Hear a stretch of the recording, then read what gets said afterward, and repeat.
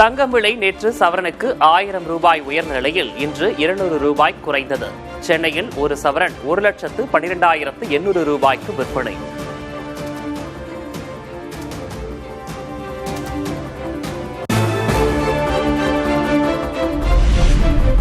சென்னையில் 1 கிலோ வெள்ளி விலை 2,65,000 ரூபாயாக தொடர்கிறது. 265 ரூபாயாகவே நீடிக்கும் 1 கிராம் வெள்ளி விலை.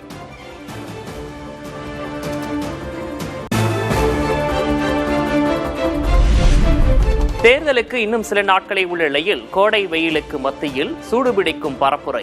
வீதி வீதியாக சென்று வாக்கு சேகரிக்கும் வேட்பாளர்கள்.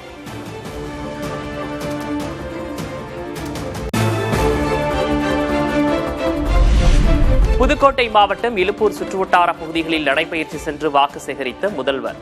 சாலையில் சென்ற பேருந்தில் ஏறியும் திமுக வேட்பாளருக்காக பரப்புரை செய்த மு.க. ஸ்டாலின்.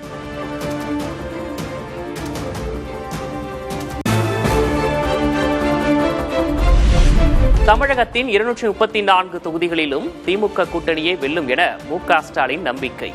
யார் என்ன செய்தாலும் திமுக கூட்டணியின் வெற்றியை தடுக்க முடியாது என்றும் திட்டவட்டம்.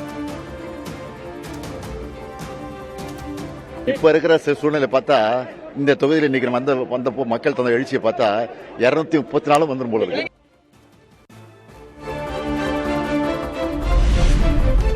தோல்வியின் விரக்தியில் எடப்பாடி கே. பழனிசாமி இருப்பதாக மு.க. ஸ்டாலின் விமர்சனம். அதிமுக அடிமையாகிவிட்டதால் டெல்லியின் ஆட்சிதான் நடப்பதாகவும் காட்டும்.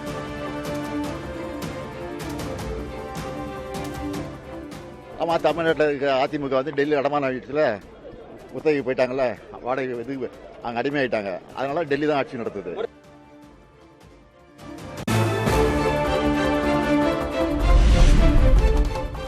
இந்தியாவிலேயே அடிமை கட்சி என்றால் அது திமுக தான் என அண்ணாமலை விமர்சனம்.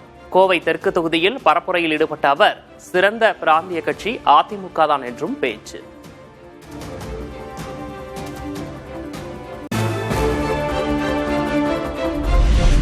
திமுக கூட்டணி குழப்பத்தில் இருப்பதாக காஞ்சிபுரம் பரப்புரையில் எடப்பாடி கே. பழனிசாமி விமர்சனம். 2026 சட்டமன்ற தேர்தலில் அதிமுக தான் நம்பர் 1 எனவும் பேச்சு. விடுதலை சிறுத்தையின் சார்பாக நிறுத்தப்படுகின்ற வேட்பாளர் அவர் காங்கிரஸ் கட்சிக்கிறார். இப்படியெல்லாம் குழப்பம் திராவிட முன்னேற்ற கழக தலைமையிலே அமைக்கப்பட்ட கூட்டணியில நிலவிக் கொண்டிருக்குது.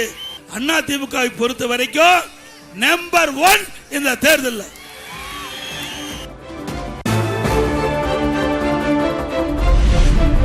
தமிழகத்தை ஆளத் தெரியாதவர்கள் ஆட்சி செய்தால்தான் கடன் சுமை அதிகரித்ததாக திமுக மீது பழனிசாமி விமர்சனம். அதிகாரிகள் சொல்வதை மட்டும்தான் முதல்வர் ஸ்டாலின் கேட்பதாகவும் சாடல். ஆளத் தெரியாத ஆண்டா கடன் தான் ஆகும். ஆளத் தெரியாத நாட்டானா கடன் தான் வரும். ஆளத் தெரிகின்றவர் ஆண்டா தேவையான திட்டம் கிடைக்கும். காரைக்குடியில் விஜய் பேசாமல் சென்றதால் வெயிலில் நீண்ட நேரம் காத்திருந்த தொண்டர்கள் ஏமாற்றம். பேச முடியாத வருத்தம் விஜய்க்கும் இருக்கும் என கூறி தொண்டர்களை கலைந்து செல்ல அறிவுறுத்திய தவேக நிர்வாகிகள். அனைவருக்கும் வணக்கம். நேரம் அதிகமான காரணத்தால் தளபதி அவர்கள் பேச இயலவில்லை. எனவே அனைவரும் நமக்கு 2:30 மணிக்கு தான் டைம் கொடுத்துருந்தாங்க. 2:30 மணி தாண்டிடுச்சு. அதனால தளபதி அவர்கள் பேச முடியல, வருத்தப்பட்டுக்கிறாங்க. கடலூரில் தவேக தலைவர் விஜய் இன்று மேற்கொள்ளவிருந்த பரப்புரை ரத்து.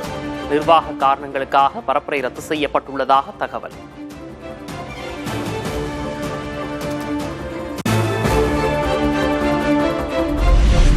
காவல்துறையினர் தபால் வாக்கு பதிவு செய்யும் தேதி மாற்றம்.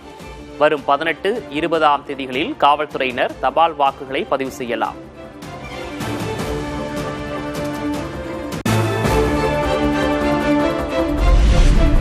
நெல்லுக்கான ஊக்கத்தொகையை நிறுத்த வேண்டும் என மத்திய அரசு வலியுறுத்துவதாக முதல்வர் மு.க. ஸ்டாலின் குற்றச்சாட்டு. தமிழக அரசு வழங்கும் ஊக்கத்தொகையை பரிசீலிக்க நிதி அமைச்சகம் கடிதம் அனுப்பியதாகவும் பேச்சு. நெல்லுக்கு வழங்கிட்டு இருக்கக்கூடிய ஊக்கத்தொகையை மறுபரிசீலனை செய்யணுமா? இந்த கொடுமை பாருங்க. மொத்தத்தில் நெல்லுக்கு ஊக்கத்தொகை வழங்கக்கூடாது என அறிவுறுத்தி ஒன்றிய அரசு நமக்கு கடிதம் அனுப்பியிருக்காங்க. அதுவும் தமிழ்நாட்டை சார்ந்தவர் என மூச்சுக்கு மூச்சு சொல்லிக்கிற அம்மையார் நிர்மலா சீதாராமன் அவர்களுடைய நிதியமைச்சகம் இந்த கடிதத்தை அனுப்பியிருக்கு.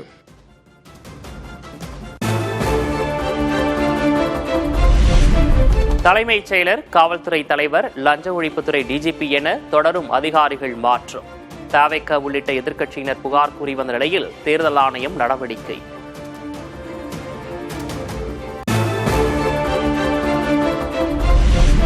தலைமைச் செயலர் மாற்றத்தை திரும்பப் பெற வலியுறுத்தி தேர்தல் ஆணையத்திற்கு TR பாலு கடிதம். பாஜக RSS ஆதரவாளரை லஞ்ச ஒழிப்புத்துறை டிஜிபியாக நியமித்திருப்பதாகவும் குற்றச்சாட்டு.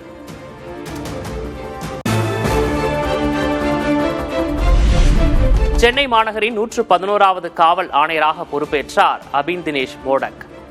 பொருளாதார குற்றப்பிரிவு, CBI, NIA அமைப்புகளில் பணியாற்றிய அனுபவம் கொண்டவர்.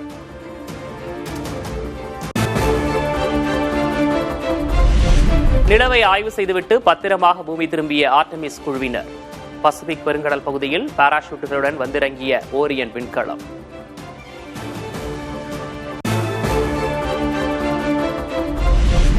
விண்வெளியில் இதுவரை மனிதன் செல்லாத தொலைவுக்கு சென்று திரும்பிய வீரர்கள் பாதுகாப்பாக மீட்பு. ஒளியை விட வேகமாக பூமியை தொட்ட ஓரியன் விண்கலம்.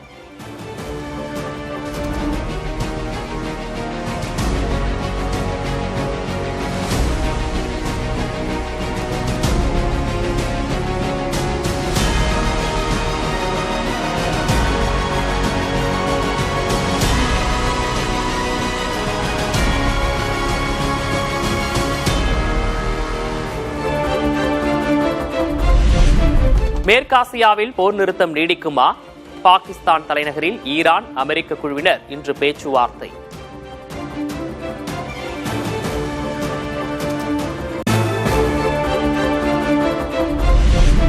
மேற்காசிய போர் நிறுத்தம் குறித்து பேச்சுவார்த்தைக்கு ஈரான், அமெரிக்கா குழு வருகை. இஸ்லாமாபாத் நகரில் வரலாறு காணாத உச்சகட்ட பாதுகாப்பு.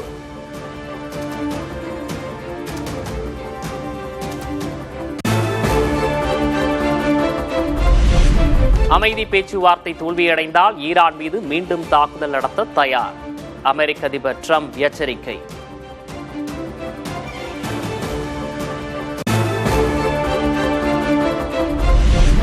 லெபனான் மீது மீண்டும் தீவிர தாக்குதலை தொடரும் இஸ்ரேல் படைகள். உடனடியாக சண்டை நிறுத்தத்தை அமல்படுத்த லெபனான் மக்கள் கண்ணீர் மல்க கோரிக்கை.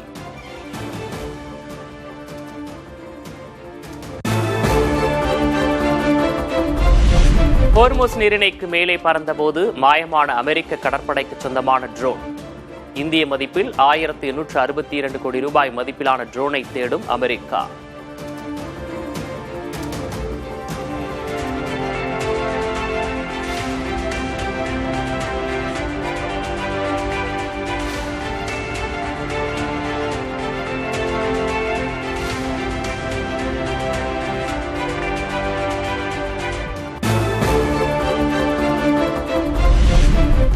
மேற்கு வங்கத்தில் சாலை வலம் சென்று பாஜக வேட்பாளருக்கு ஆதரவு திரட்டினார் உள்துறை அமைச்சர் அமித்ஷா. நீண்ட காலமாக நிலுவையில் உள்ள காட்டல் வெள்ளத்தடுப்பு திட்டம் பாஜக ஆட்சிக்கு வந்த ஓராண்டுக்குள் நிறைவேற்றப்படும் எனவும் உறுதி.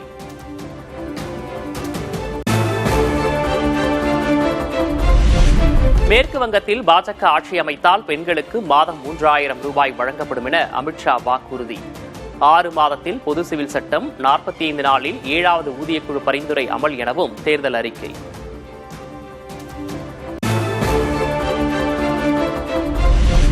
பாம்பை கூட நம்பலாம், ஆனால் பாஜகவை நம்பக்கூடாது என மம்தா பானர்ஜி விமர்சனம். அசாம் தேர்தலில் வாக்குகள் பெற உத்தரப்பிரதேசத்திலிருந்து 50,000 பேரை பாஜக அழைத்து வந்ததாகவும் குற்றச்சாட்டு.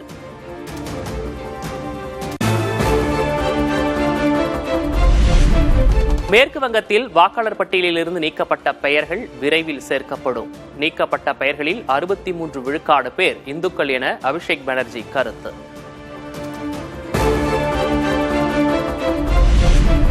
மாம்பழம் சின்னத்தை முடக்க கோரி ராமதாஸ் தொடர்ந்த வழக்கை தள்ளுபடி செய்தது உயர்நீதிமன்றம். அன்புமணியின் பாமக வேட்பாளருக்கே மாம்பழம் சின்னம் என்பது உறுதியானது.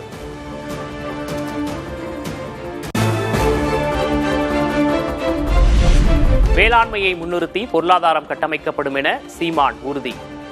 நுங்கு, இளநீர், பதநீர் போன்ற இயற்கை பானங்கள் தேசிய குடிபானங்களாக அறிவிக்கப்படும் என்றும் பரப்புரையில் பேச்சு.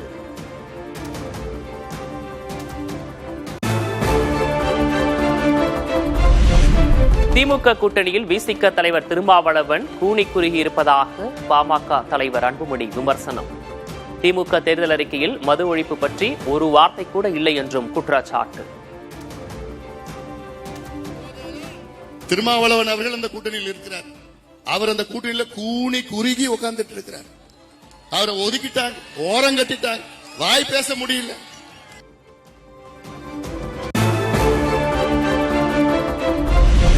சென்னை கொளத்தூர் தொகுதியில் நடந்த மக்களுடன் புதிய தலைமுறை தேர்தல் சிறப்பு நிகழ்ச்சி. முதல்வர் தொகுதியில் சாலைகளை விரிவுபடுத்த வேண்டும் என மக்கள் கோரிக்கை. இந்த கொளத்தூர் தொகுதிக்கு மழைக்காலத்துல வெள்ளம் அந்த டைம்ல நிறைய ஹெல்ப்ஃபுல்லா பண்ணிருக்காரு. அடுத்த வருஷமும் அவர் வருவார் என்று நம்பி நான் இந்த குறையை முன்வைக்கிறேன். சாலை விரிவுபடுத்தினா நல்லா இருக்கும் நான் நினைக்கிறேன். IPL போட்டியில் ராயல் சேலஞ்சர்ஸ் பெங்களூரு அணியை 6 விக்கெட் வித்தியாசத்தில் வீழ்த்தி ராஜஸ்தான் ராயல்ஸ் அணி அசத்தல். 26 பந்துகளில் 78 ரன்கள் குவித்து அணியின் வெற்றிக்கு வழிவகுத்த வைபவ் சூரியவன்ஷி.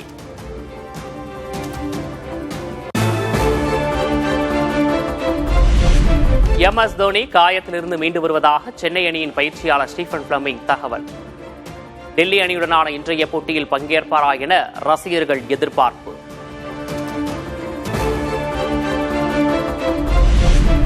தமிழ்நாட்டின் ஒரு சில இடங்களில் ஒரு வாரத்துக்கு மழை பெய்யும். சென்னை வானிலை ஆய்வு மையம் கணிப்பு.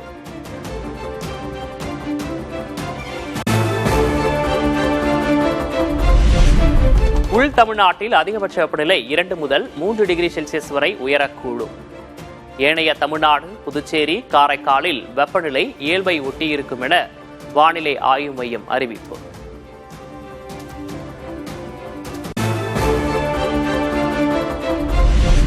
சென்னை திருநெல்வேலி இடையே வரும் 16, 23, 30 ஆகிய தேதிகளில் சிறப்பு ரயில்கள் இயக்கம். கோடைகால கூட்ட நெரிசலை தவிர்க்க தெற்கு ரயில்வே அறிவிப்பு.